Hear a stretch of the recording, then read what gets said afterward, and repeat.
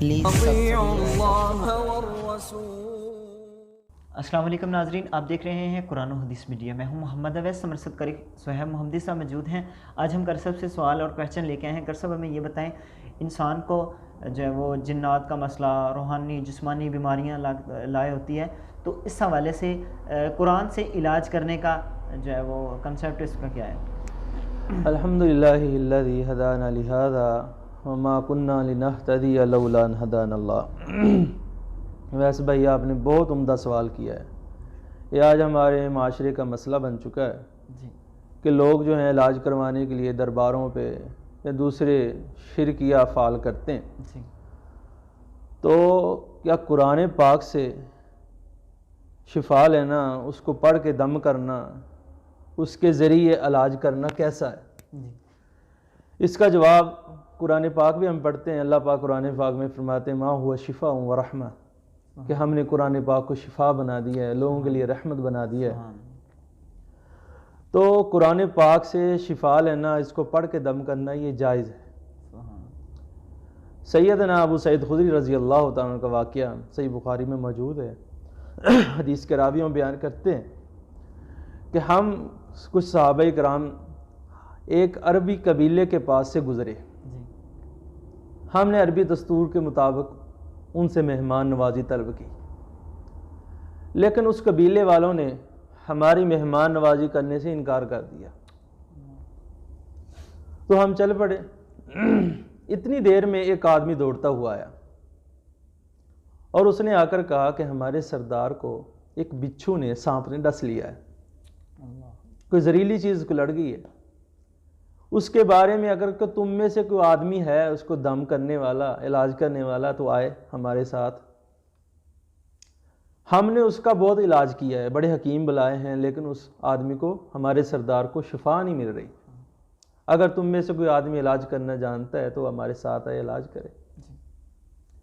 لیکن وہ فرماتے ہیں ابو سعید خدری رضی اللہ تعالیٰ عنہ کہ ہمارا جو سربراہ تھا قافلے کا، وہ کہنے لگا کہ میں دم کر سکتا ہوں، لیکن میں دم نہیں کروں گا، اس لیے کہ آپ نے ہماری مہمان نوازی نہیں کی تھی۔ ہاں، اگر آپ دم کروانا چاہتے ہیں تو ہم آپ سے کچھ اس کا معاوضہ لیں گے۔ حدیث میں آتا ہے کہ ان کا معاوضہ جو ہے کچھ بکریاں طے ہوئی، تقریباً 40 کے قریب، کہ اتنی بکریاں ہم آپ کو دیں گے، آپ ہمارے سردار کو دم کریں۔ وہ صحابی سردار جو ہے وہ قافلے کا، وہ سربراہ، وہ اس کے پاس جاتا ہے، اس عربی قبیلے کے سردار کے پاس، اس کو جا کے وہ دم کرتا ہے۔ دم کی صورت کا کرتا ہے قرآن پاک میں سورۃ الفاتحہ کا، الحمدللہ رب العالمین، یہ پوری مکمل صورت پڑھتا ہے۔ وہ اس کو دم کرتا ہے، اس کو شفا مل جاتی ہے، وہ آدمی سردار تندرست ہو جاتا ہے۔ وہ معاوضے میں اس کو وہ بکریاں جو طے ہوئی تھی وہ دے دیتے ہیں۔ اب وہ بکریاں لے کر کے اپنے ساتھیوں کے پاس آتا ہے، تو اس کے ساتھی کہتے چلو ہم اس کو تقسیم کرتے ہیں، ہم اس کو کھاتے ہیں، بھوک بھی لگی ہے۔ لیکن وہ سربراہ جو ہے، اس قافلے کا امیر جو ہے، وہ کہنے لگا نہیں، ہم اس کو استعمال نہیں کر سکتے جتنی دیر تک ہم اللہ کے رسول صلی اللہ علیہ وسلم سے پوچھ نہ لیں کہ ہمارے لیے اس میں کیا ہے، کیا ہم اس کو کھا لیں؟ قرآن کے ساتھ ہم نے دم کیا ہے، دم کی اجرت جو ہم نے لی ہے، کیا ہم وہ کھا سکتے ہیں یا نہیں کھا سکتے؟ وہ ان بکریوں کو، وہ قافلہ چلتا ہوا اللہ کے رسول کے پاس پہنچے، تو اللہ کے رسول جناب محمد الرسول اللہ صلی اللہ علیہ وسلم نے اس صحابی کو کہا جس نے دم کیا تھا کہ تمہیں کیسے معلوم ہوا کہ یہ دم والی صورت ہے؟ اس سے اللہ بیماروں کو شفا دے دیتا ہے، تمہیں کیسے معلوم ہوا؟ اور ساتھ ہی فرمایا ہاں یہ دم والی صورت ہے، اللہ اس کے ساتھ بیماروں کو شفا دیتا ہے، اللہ پاک اس کے ساتھ بیماریوں کو دور کر دیتا ہے۔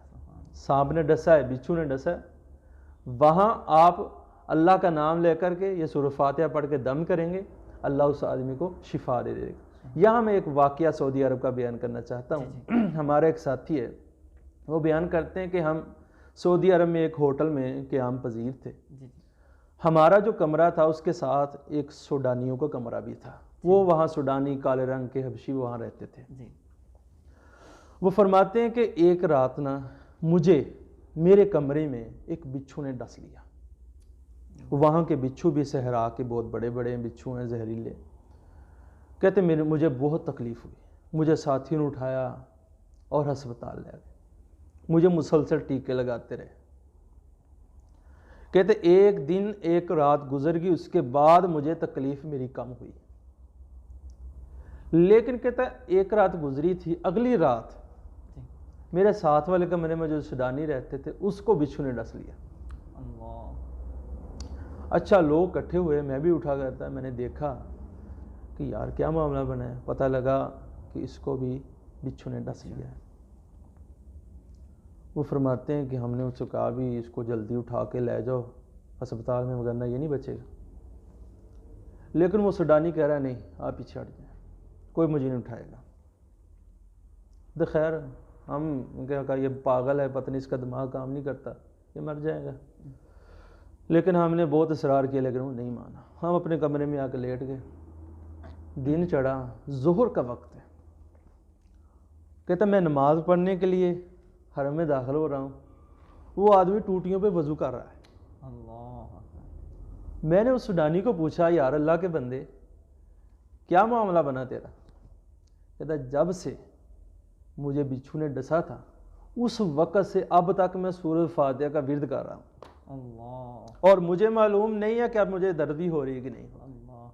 اللہ نے مجھے اس سے شفا دے دی, بغیر کوئی دوائی لیے, بغیر کسی ٹیکہ لگائے کے, بغیر ہسپتال جانے کے. اللہ نے گھر میں اس کو شفا دیتی ہے. کس کی وجہ سے؟ قرآن کی برکت سے. سورۃ فاتحہ پڑھی اس نے. یہ ہے قرآن کے ساتھ دم کرنا جائز بھی ہے, اور اس کے ساتھ اللہ پاک بیماروں کو شفا بھی دے دیتا ہے. اللہ سے دعا ہے کہ اللہ ہمیں قرآن پڑھنے کی, اس پر عمل کرنے کی توفیق عطا فرمائے. وآخر دعوانا الحمدللہ رب العالمین. بہت بہت شکریہ سر. جی کر صاحب ہمیں اس سچویشن سے آگاہ کر رہے تھے. ناظرین ہمیں اس پر عمل کرنے کی اور ہمیں سمجھنے کی توفیق عطا فرمائے. اگلے پروگرام میں پھر حاضر ہوں گے, تب تک کے لیے ہمیں اجازت دیجیے. اللہ حافظ. دعوت قرآن و سنت اپنی یہ پہچان ہے.